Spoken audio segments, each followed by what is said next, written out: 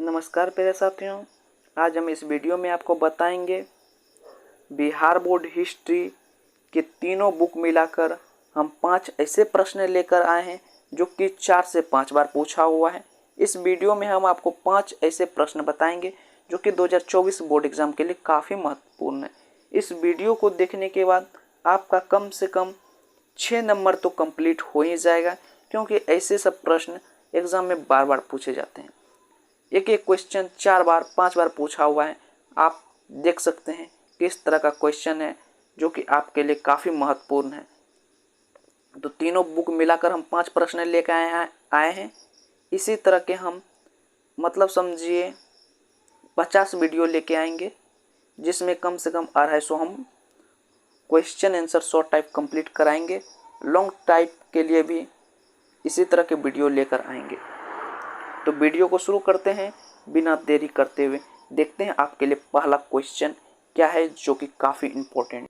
History का पहला question है, आयगर के विषय में आप क्या जानते हैं। ये क्वेश्चन आपसे 2009 के बाद 2019 में 10 साल के बाद पूछा गया। फिर 2 साल बाद 2021 में ये क्वेश्चन पूछा गया कि आयगर व्यवस्था के विषय में आप क्या जानते हैं। ये क्वेश्चन काफ़ी इंपॉर्टेंट है, देख सकते हैं आप 3 बार पूछा हुआ क्वेश्चन है। हम ऐसे ऐसे क्वेश्चन आपको दिखाएंगे जो कि 5-5 बार पूछा गया है। तो ये पहला क्वेश्चन है, इसको देखते हैं इसका आंसर क्या कहा जा रहा है। विजयनगर राज ने प्रचलित स्थानीय व्यवस्था में परिवर्तन कर आयगर व्यवस्था आरंभ की। विजयनगर एक साम्राज्य था, एक राज्य भी था जिसने प्रचलित स्थानीय जो है जहाँ की जो प्रशासन व्यवस्था थी वहाँ परिवर्तन कर क्या किया, आयगर व्यवस्था आरंभ किया। प्रत्येक ग्राम को स्वतंत्र प्रशासनिक इकाई के रूप में गणित कर प्रशासन 12 व्यक्तियों के समूह को दिया गया। यहाँ गठित कर, यहाँ किताब प्रिंटिंग मिस्टेक है, गठित कर प्रशासन 12 व्यक्तियों के समूह को दिया गया। यह समूह आयगर कहलाता था। तो इसको हम समझते हैं सही से क्या इसमें कहा जा रहा है। विजयनगर राज्य ने जो है प्रचलित स्थानीय व्यवस्था में परिवर्तन कर क्या क्या आयगर व्यवस्था आरंभ कर दिया। अब प्रत्येक ग्राम को स्वतंत्र प्रशासनिक इकाई के रूप में गठित कर दिया। प्रशासन 12 व्यक्तियों के समूह को दे दिया। वह समूह क्या कहलाया, आयगर। ये व्यक्ति राज्य के अधिकारी थे। इनका पद अनुवांशिक था। वेतन के रूप में लगन और कर भूमि दी जाती थी। आयगर ग्राम प्रशासन की देखभाल करते एवं शांति व्यवस्था बनाए रखते थे। विजयनगर राज्य ने जो है स्थानीय व्यवस्था में परिवर्तन कर आयगर व्यवस्था आरंभ कर दिया था। ये तो आपको समझ में आ गया कि वह समूह आयगर कहलाता था। ये व्यक्ति राज्य के अधिकारी होते थे। क्या होते थे, राज्य के अधिकारी होते थे और इनका पद भी अनुवांशिक था। आयगर ग्राम प्रशासन की देखभाल करते एवं शांति व्यवस्था बनाए रखते थे। ये इस क्वेश्चन का आपको आंसर सही से समझ में आ गया होगा। अगला क्वेश्चन हम देखते हैं। दूसरा नंबर क्वेश्चन क्या है। दूसरा नंबर क्वेश्चन है जो कि ये क्वेश्चन भी काफ़ी इम्पोर्टेंट है, देख सकते हैं आप। अकबर को राष्ट्रीय शासक क्यों कहा जाता है। ये क्वेश्चन भी काफ़ी इम्पोर्टेंट है, क्योंकि ये क्वेश्चन 2009 के बाद 12 में पूछा गया है, 3 साल के बाद, फिर 7 साल बाद 2019 में पूछा गया, फिर 2 साल बाद 2021 में पूछा गया। इस तरह इस क्वेश्चन ने 4 बार, इस क्वेश्चन को बोर्ड ने अभी तक में 4 बार पूछा हुआ है, जो कि आप लाइव प्रूफ देख सकते हैं। आप प्रीवियस ईयर क्वेश्चन बैंक जो है 2009 का उल्टाएंगे या 2012 का उल्टाएंगे या 2019 का उल्टाएंगे या 2021 का उल्टाएंगे, सभी में आपको ये क्वेश्चन मिलेगा, 100% मिलेगा, क्योंकि ये बिहार बोर्ड ने ये क्वेश्चन आपसे 4 बार पूछा हुआ है। तो देखते हैं इसका आंसर क्या। अकबर को क्यों राष्ट्रीय शासक कहा जाता है। अकबर इतिहास में राष्ट्रीय शासक की उपाधि से भी सुशोभित है। अकबर जो है इतिहास में राष्ट्रीय शासक की उपाधि से विभूषित कर दिया गया, और इसकी जो महानता मुख्य कारण है। इसका क्या है, महानता इसका मुख्य कारण है जो कि इसे राष्ट्रीय शासक की उपाधि दिला दी है। इसका विराट व्यक्तित्व, साम्राज्य की सुदृढ़ता, साम्राज्य में शांति की स्थापना, तब मानवीय भावनाओं से उत्प्रेरित अकबर ने न सिर्फ गैर मुसलमान यानी जो कि मुसलमान नहीं थे राहत दिया, गैर मुसलमानों यानी जो कि मुसलमान नहीं तो उन्हें राहत दिया। राजपूतों के साथ वैवाहिक संबंध भी स्थापित किए, जैसे कि जोधाबाई राजपूत घराने से ही थे, उनके साथ वैवाहिक संबंध भी स्थापित किए। बल्कि एक कुशल प्रशासनिक व्यवस्था भी प्रदान किया गया। धार्मिक सामंजस्य के रूप में, प्रतीक के रूप में दीन ए इलाही प्रशंसनीय है, जिसे अकबर ने चलाया था। ये कब चलाया था दीन ए इलाही? 1981 से 1982 में चलाया था। ये आपको ऑब्जेक्टिव में कई बार पूछा हुआ है, जो बता दिया हम, वहाँ भी 1 नंबर कंप्लीट हो गया आपका, अगर पूछा जाता है तो इस तरह आपको समझ में आ गया कि अकबर को राष्ट्रीय शासक क्यों कहा जाता है। तीसरा नंबर क्वेश्चन देखते हैं क्या है। तीसरा नंबर क्वेश्चन है, ये क्वेश्चन थोड़ा सा लॉन्ग है, इसको सही से देखने का प्रयास करेंगे। भारत का संविधान 26 जनवरी 1950 को क्यों लागू किया गया? ये क्वेश्चन आपसे काफ़ी बार पूछा गया है। 2009, 13, 16, 19, 20 देख सकते हैं आप कितना बार आपसे पूछा गया ये क्वेश्चन। काफ़ी इंपॉर्टेंट क्वेश्चन है। इस क्वेश्चन का हम आंसर आपको समझा दें क्या क्या इसमें बोला जा रहा है। भारत का जो संविधान है 26 जनवरी 1950 को ही क्यों लागू किया गया, जबकि संविधान पहले बन गया था। ये आपको पता होगा कि संविधान नवंबर में ही बन गया था, लेकिन इसको जनवरी में ही क्यों लागू किया गया, इसका क्या कारण रहा, तो हम आपको बताते हैं क्या कारण रहा इसका। 26 जनवरी 1950 को संविधान लागू करने का वास्तविक कारण यह था कि 26 जनवरी 1929 को 26 जनवरी को संविधान लागू करने का वास्तविक कारण क्या था कि 26 जनवरी 1929 को कांग्रेस के लाहौर अधिवेशन में रावी नदी के तट पर पंडित जवाहरलाल नेहरू ने तिरंगा झंडा फहराया और पूर्ण स्वतंत्रता की मांग की, यानी कंप्लीट इंडिपेंडेंट की मांग की। और 1930 से ही संपूर्ण भारत में 26 जनवरी का दिन स्वतंत्रता दिवस के रूप में मनाया जाता था। इन दिन यानी 26 जनवरी 1950 को लोग भूल ना पाए, इसलिए 26 जनवरी 1950 को संविधान लागू किया गया। तो ये आपको समझ में आ गया कि भारत का संविधान क्यों लागू किया गया 26 जनवरी 1950 को। इसका जो मुख्य कारण था हम आपको समझा रहे हैं। 26 जनवरी 1929 ईस्वी को जो भारत के नहीं, पंडित जवाहरलाल नेहरू जो कि कांग्रेस के नेता थे, उन्होंने क्या किया, लाहौर अधिवेशन में तिरंगा झंडा फहरा दिया और पूर्ण स्वतंत्रता की मांग कर दी।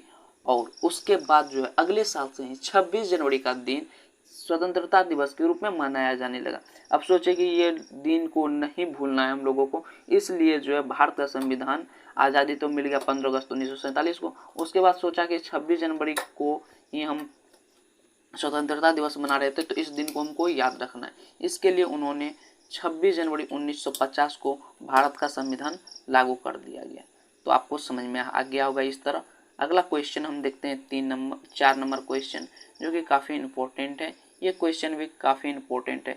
ऐसे हम इंपॉर्टेंट क्वेश्चन खोज के लिए आपके लिए लाए हैं, जो कि 2024 बोर्ड एग्जाम में आप हिस्ट्री में कम से कम 95 नंबर कंफर्म कर पाएंगे। ऑब्जेक्टिव भी हम वैसा ही बता रहे हैं, आप देख सकते हैं जाके। सभी ऑब्जेक्टिव एक ऑब्जेक्टिव 4 से 5 बार पूछा हुआ ऑब्जेक्टिव सब हैं। सब्जेक्टिव भी वैसे हम ला रहे हैं, तो देखिए आप और अच्छा खासा नंबर अपना 2024 बोर्ड एग्जाम में कंप्लीट कीजिए। यह है क्वेश्चन, इतिहास के लेखन में अभिलेखों का क्या महत्व है। ये क्वेश्चन आपको 2009, 13, 16 और 18 में पूछा हुआ क्वेश्चन है, 4 बार पूछा हुआ है आपको। अभिलेखों से तात्पर्य है पाषाण धातु या मिट्टी के बर्तनों आदि पर खुदे हुए लेखा अभिलेखों से तत्कालीन राजनीतिक, सामाजिक, आर्थिक तथा धार्मिक जीवन की जानकारी मिलती है।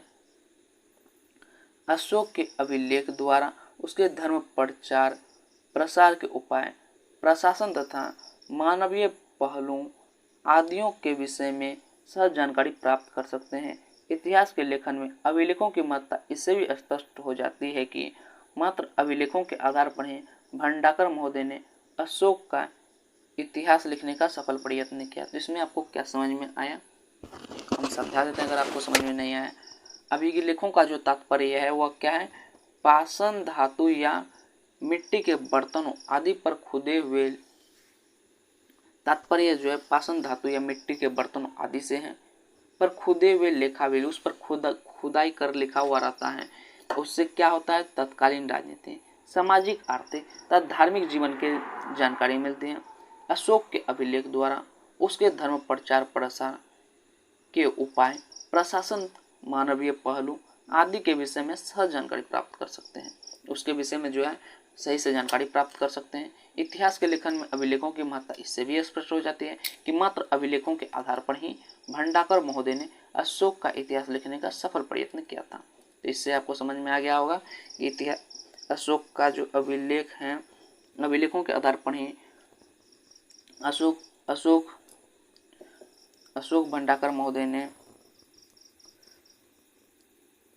भंडाकर महोदय जो थे उन्होंने अशोक के इतिहास लिखने का सफल प्रयत्न किया। तो ये भी आपको समझ में आ गया होगा। 5 नंबर क्वेश्चन देखते हैं क्या है। 5 नंबर क्वेश्चन काफ़ी इंपॉर्टेंट है। ये क्वेश्चन भी आपसे 4 बार पूछा हुआ है। मौर्यकालीन इतिहास के प्रमुख स्रोतों का संक्षिप्त विवरण दें। मौर्यकालीन इतिहास के प्रमुख स्रोतों का संक्षिप्त विवरण दें। 4 बार पूछा हुआ क्वेश्चन है। 2009, 13, 15, 16 में पूछा हुआ क्वेश्चन है। क्या है, मौर्यकालीन इतिहास के जो हमारे पास मौर्यकालीन इतिहास की जानकारी है तो हमारे पास क्या है, साहित्यिक एवं पुरातात्विक 2 स्रोत हैं। साहित्यिक स्रोत में कौटिल्य का अर्थशास्त्र है, मेगास्थनीज की इंडिका है, विशाखा दत्त की मुद्रा राक्षस महत्वपूर्ण है। किसमें, साहित्यिक में। अब पुरातात्विक में अशोक के शिलालेख, स्तंभ लेख, कुम्हार के अवशेष महत्वपूर्ण एवं विश्वसनीय जानकारी प्रदान करते हैं। ये भी आपको समझ में आ गया होगा कि मौर्यकालीन इतिहास की जानकारी है तो हमारे पास 2 प्रकार के स्रोत हैं। हमारे पास साहित्यिक एवं पुरातात्विक स्रोत हैं, दोनों प्रकार के स्रोत हैं। साहित्यिक स्रोत में कौटिल्य का अर्थशास्त्र, मेगास्थनीज की इंडिका, विशाखा दत्त की मुद्रा राक्षस महत्वपूर्ण है।